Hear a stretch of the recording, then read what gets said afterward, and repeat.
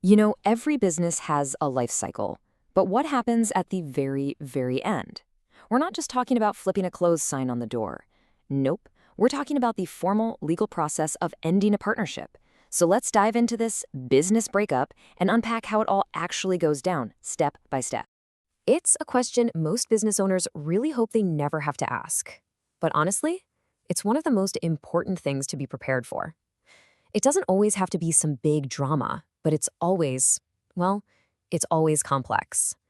So what really happens when partners decide it's time to go their separate ways? Okay, so here's our game plan for this explainer. We're going to start with a really crucial distinction, then look at the two main ways a partnership can end. After that, we'll see what happens right after the decision is made. And finally, we'll break down how all the money gets settled. All right, first things first, we have got to get one very important legal point straight. Because when we say a partnership is ending, we could be talking about two totally different things. Getting this is absolutely key. On one hand, you've got the dissolution of partnership. This is just when the relationship between some of the partners changes. Maybe somebody leaves or a new partner comes on board, but the business, the firm, it keeps on running. Think of it like changing your relationship status. But then on the other hand, you have the dissolution of the firm. And this is the big one. This is the end of the line for the business itself. The relationship between all the partners is over and the whole company gets wound up. It's the final divorce. So now that we know we're talking about that final divorce, the dissolution of the whole firm, how does it actually happen? Well, broadly speaking, the law gives you two main roads to get to the end. And those two paths really hinge on one simple question. Is a court involved or not? You can either end the partnership privately among yourselves, or you might need a judge to get involved. Let's start with the first path, the one that keeps you out of the courtroom. Now, this is usually the simpler, more straightforward route. This is when the partners can end the business based on their own agreement, or because of certain events, or just because of how their business was set up in the first place. So what does this look like in the real world? Well, the easiest way is just mutual agreement. Everyone agrees, hey, it's time to close up shop. Sometimes it's compulsory, like if the business suddenly becomes illegal. It can also be triggered by specific things, like finishing the one big project the firm was created for, or sadly, if a partner passes away. And here's a big one, if you have a partnership at will, which just means you never set a fixed end date, any single partner can end the entire firm just by giving everyone else written notice. That's it. But things aren't always that neat and tidy. What happens when it gets messy and the partners just can't agree? Well, that's when you go down the second path, where one partner has to go to court and ask a judge to legally dissolve the firm. And the reasons for getting a court involved, they're pretty serious. We're talking about a partner becoming mentally incapacitated or physically unable to do their job. It could be misconduct that's actively hurting the business, or someone who just keeps breaking the partnership agreement over and over. If the business is just bleeding money with no end in sight, or if one partner up and sells their entire stake to an outsider, a court can step in. And then there's a kind of catch-all. Any other reason the court thinks is just inequitable to end the whole thing. Okay, so the decision's been made. Either by agreement or by a court order, the firm is officially dissolving. But what happens now?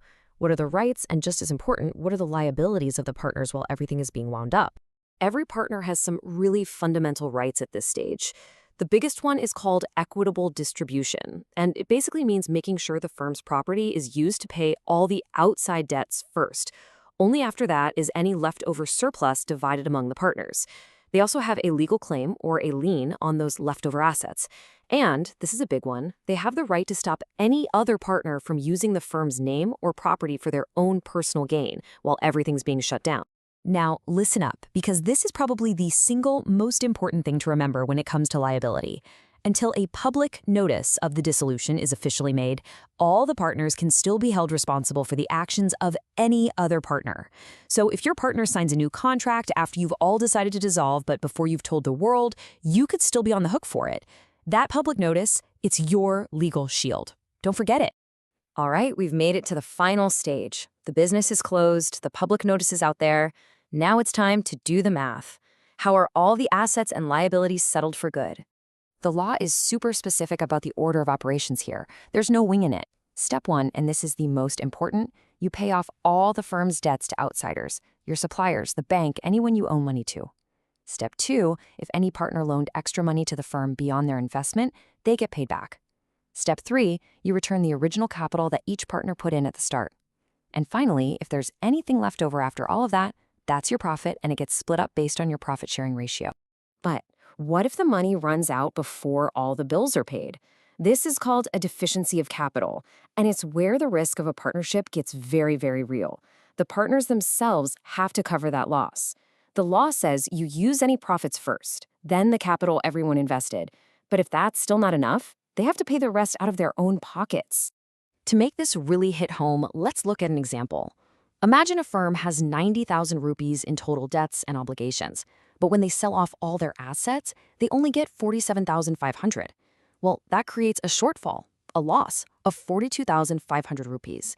And that's a loss the partners have to cover personally. That's the moment the business's problem becomes your personal problem.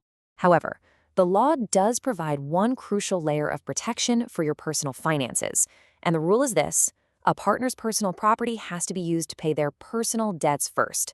Only if there's a surplus after all their personal creditors are paid off can that money then be used to pay the firm's debts. So it basically creates a firewall separating your personal financial world from the business's, at least to some degree. So what's the big takeaway here?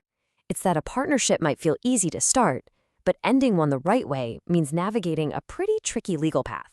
And all of this leaves us with one final crucial question to think about.